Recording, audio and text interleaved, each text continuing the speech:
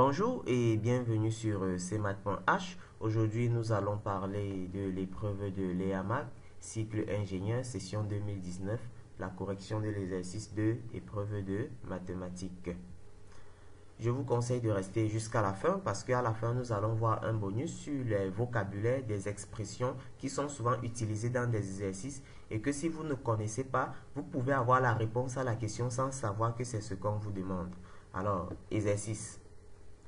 On nous donne donc soit f, l'application de r cube dans r cube définie par f de x, y, z égale à x comme première composante, moins 3y plus 4z comme deuxième composante et moins 2y plus 3z comme troisième composante.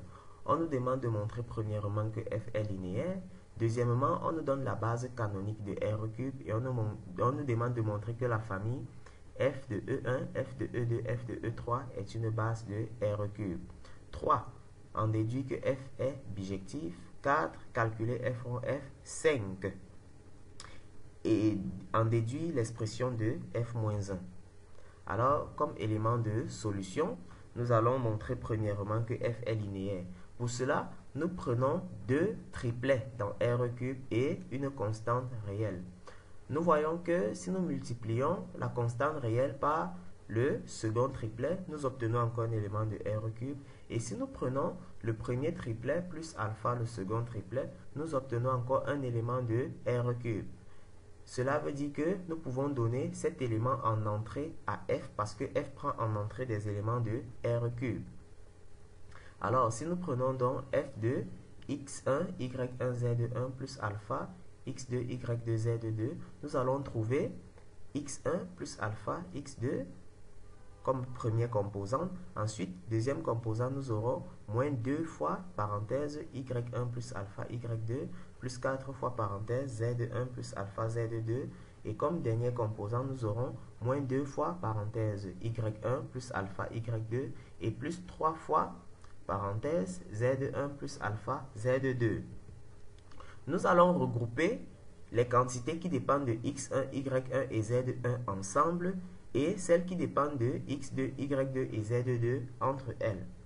Une fois que cela est fait, nous voyons bien que cette première quantité que nous avons à ce niveau n'est rien d'autre que f de x1, y1 et z1.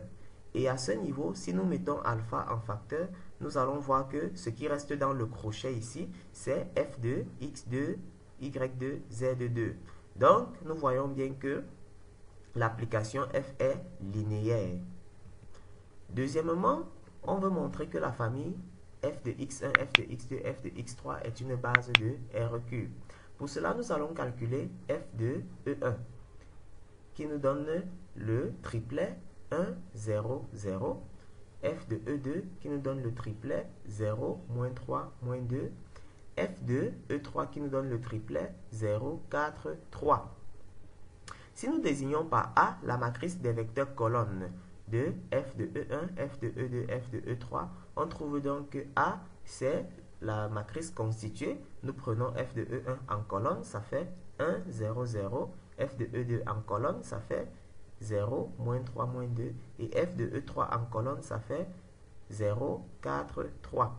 Nous voyons bien que le déterminant de A est égal à moins 1 qui est différent de 0. Donc, f de E1, f de E2, f de E3 est bien une base.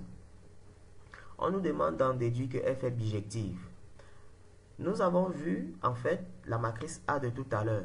Mais ce que nous venons de constater, c'est que la matrice A est la matrice de f dans la base canonique.